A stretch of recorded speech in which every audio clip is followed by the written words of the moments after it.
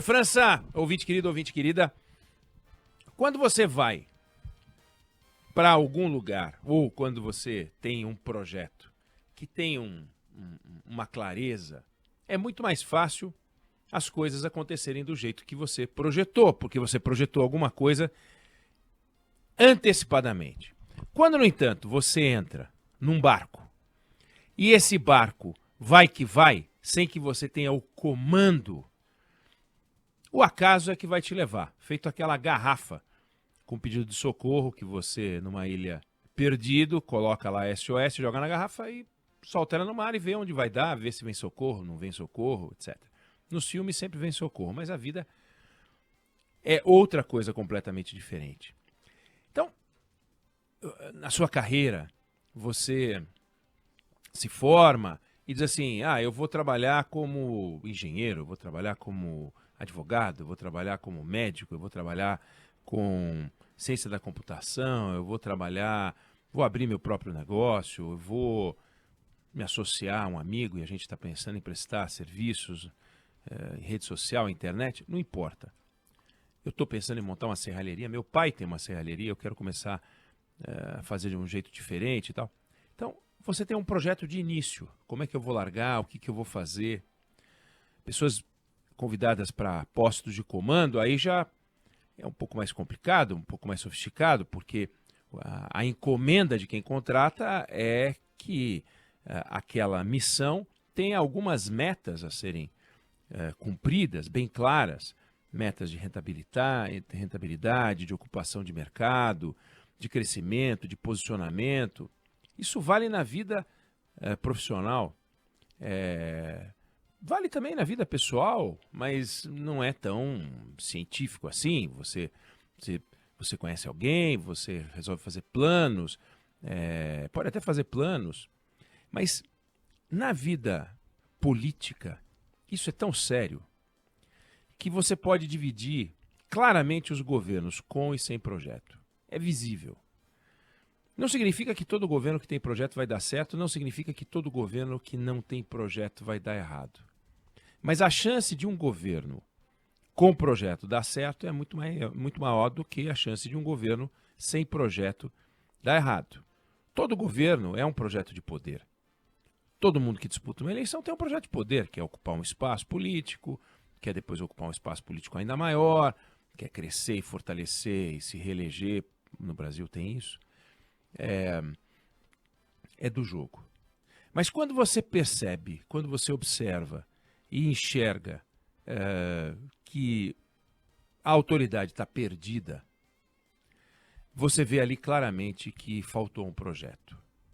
Você vê aí claramente, e não significa que o mandatário, né, não tenha uma convicção, não significa que ele não tenha uma ideologia, não significa que ele não enxergue a vida sob um certo ponto de vista, não significa que ele não saiba decidir, mas significa que ele tinha por objetivo entrar e aí depois a gente cria um novo objetivo. E é o que parece estar acontecendo hoje no governo federal. É o que parece que está acontecendo hoje no governo Lula. Os fatos vão aparecendo e a cada momento as decisões vão sendo tomadas numa sequência de improvisos que não se via no primeiro governo do presidente Lula e que se vê hoje a todo instante. A todo instante a gente vê o governo reativo, um governo que diante de fatos vai para cá, vai para lá. E um governo reativo tem menos chance de dar certo. Um governo reativo tem menos chance de entender a sociedade. Um governo reativo tem menos chance de apresentar para a sociedade um cardápio de soluções que faça sentido. E vai tudo no tático. Não tem o estratégico, vai tudo no tático. Olha, tenho esse problema, vamos resolver assim. Tem aquele problema, vamos resolver daquele outro jeito. Não tem uma coerência. Por quê? Não há por que ter coerência. Não há um projeto. O projeto é que dá coerência. O projeto é que mostra que o seu programa de saúde, o seu programa de educação, o seu programa para a Previdência, o seu programa para a segurança pública fazem parte de uma mesma lógica. Quando, no entanto, você faz uma colcha de retalhos e cada ministério é um puxadinho, e suas convicções estão acima de tudo só na sua boca, nas suas declarações, mas não dá para colocar em prática nenhuma parte daquilo que você diz, e é isso que a gente está observando hoje, as coisas vão mal. E o que vai bem porque vai bem, não por feitos do governo, e o que vai mal definitivamente tem a marca registrada do governo. E isso é um problema. É um problema para o governo, mas sobretudo é um problema para a gente, é um problema para o país. Nós não estamos aqui para festejar ou lamentar o sucesso do governo. Nós estamos aqui para lamentar ou festejar os nossos feitos, as nossas realizações. Você não acorda de manhã disposta a elogiar ou a criticar o presidente Lula. Você não acorda de manhã disposta a lamentar ou festejar o que aconteceu com o presidente Bolsonaro no Tribunal Superior Eleitoral. Você acorda de manhã disposto ou disposta a ver o que você pode fazer para tornar a sua vida melhor, para tornar a vida da sua família melhor, para tornar a sua vida mais agradável, para ganhar mais dinheiro, para ter mais paz interior, para ter mais alegria, para respirar melhor, pouco importa, para cuidar da forma física, para ter mais tempo livre, para ler mais, para ouvir mais música, para ir ao cinema, para passar mais tempo com os amigos, para conseguir finalmente ter aquele hobby. Então, não é uma fonte de satisfação e orgulho ver o que está acontecendo hoje no governo federal. Mas para onde a gente olha, a gente vê essa desorganização clara, cristalina, essa falta de rumo gritando.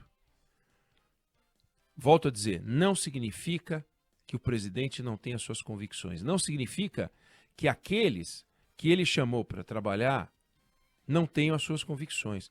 Mas isso não faz parte de um sistema coerente. Então a gente tem o Ministério da Fazenda, por exemplo, preocupado com o fato de que perde todas, quando o assunto é aumentar receita, e não consegue convencer o governo a cortar despesa. Previdência social é uma fonte de preocupação. Assunto delicado, a gente sabe. As pessoas se aposentam com um salário modesto. A aposentadoria é modesta. A grande maioria ganha um salário mínimo. E, no entanto, esse salário mínimo da Previdência reajustado pelas regras do salário mínimo, com aumento real todo ano, também é uma fonte de preocupação. Então, quem está nos ouvindo hoje ganha um salário mínimo de aposentadoria, ouve que aquele ganho dele está criando um problema e que o ideal seria descasar o vencimento da Previdência com o salário mínimo. E ele ficaria com o reajuste da inflação. Obviamente, iria haver o salário mínimo da Previdência e o salário mínimo do trabalhador, porque o salário mínimo ia continuar a ter ganhos reais acima da inflação, e em pouco tempo a gente veria a Previdência pagando 90% do salário mínimo, 85% do salário mínimo, 70% do salário mínimo, e assim a gente ia ver esse descasamento. Mas se a gente não fizer nada nesse campo, nós vamos ter um problema sério, grave. A Previdência não dá conta de segurar as pontas do jeito que está.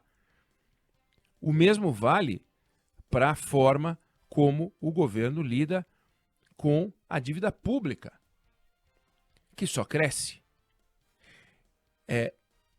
Esse é o desafio do ministro da Fazenda, que não consegue convencer o governo a tomar nenhuma medida protetiva do dinheiro público. Não consegue.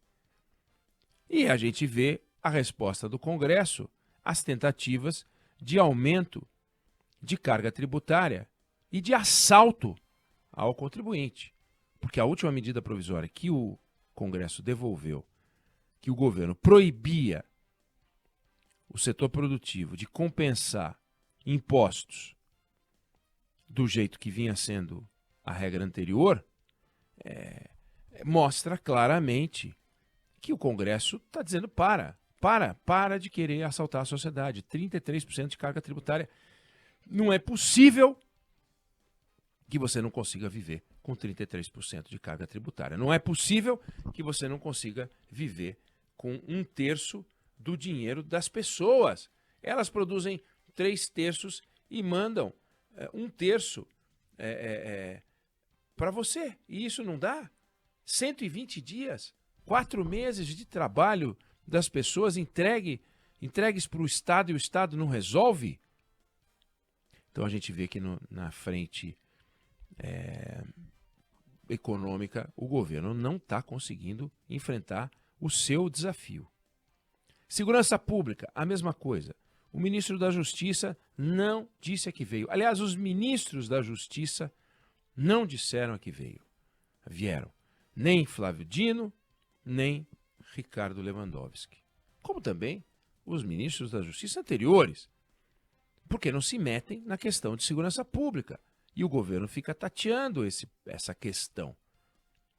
Fala, faz uma intervenção no Rio, São Paulo, nos aeroportos, e não acontece nada, não muda nada, não mudou o cheiro da água, é patético, gasta uma fortuna das Forças Armadas para não fazer nada. Não tem resultado prático nenhum. A quantidade de cocaína que apreende não justifica as operações ridículas, panfletárias, publicitárias, marqueteiras que o governo fez. E a atuação do Ministério da Justiça na coordenação é zero, não há coordenação nenhuma. Pergunte a qualquer governador se por acaso ele se sente amparado pelo governo federal. Não existe. E no campo da moralidade, o governo também está deixando a desejar. Tem um ministro, tivemos uma licitação podre de arroz, agora, que o governo se meteu a fazer algo que ninguém dizia que tinha que fazer, pelo intervencionismo, de novo, falta de projeto. Agora eu acho que tem que comprar arroz. Aí surge uma denúncia gravíssima de que havia alguma forma de direcionamento, de que havia alguma forma de interferência e que isso passava por um assessor do ministro da Agricultura, de um ex-ministro da Agricultura que trabalhava no Ministério da Agricultura ao lado do Carlos Fávaro, que é o Nery Geller.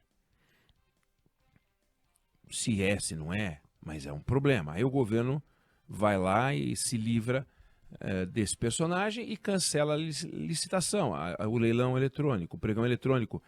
Quer dizer, não consegue fazer um leilão correto, sem escândalo. E agora, para encerrar, o ministro das Comunicações perdeu totalmente as condições de permanecer no cargo. Ele foi indiciado pela Polícia Federal. Como é que pode ter um ministro indiciado pela Polícia Federal?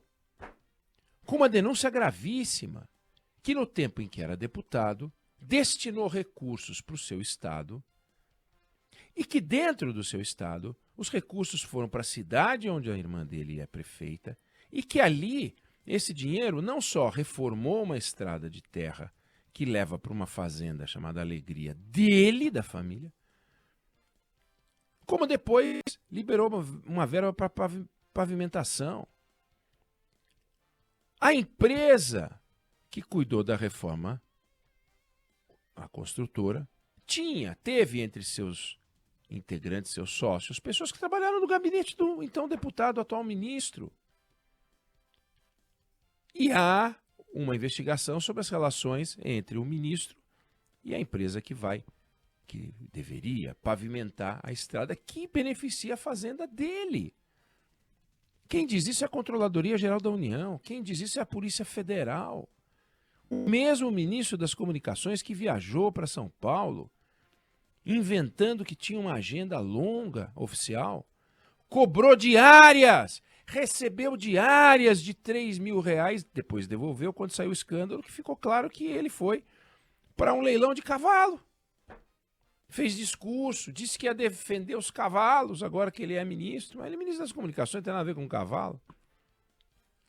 Nem o do esporte defenderia, nem o da agricultura, trabalho, porque hoje em dia cavalo também não está mais sendo usado como força para puxar arado. E ele foi para um leilão inauguração de praça que tem a ver com um cavalo que era de um amigo dele. Quer dizer, é um negócio absurdo. E esse camarada tá lá no Ministério das Comunicações. Aí vão lá no Lula. O Lula tá viajando. Presidente, e o Juscelino?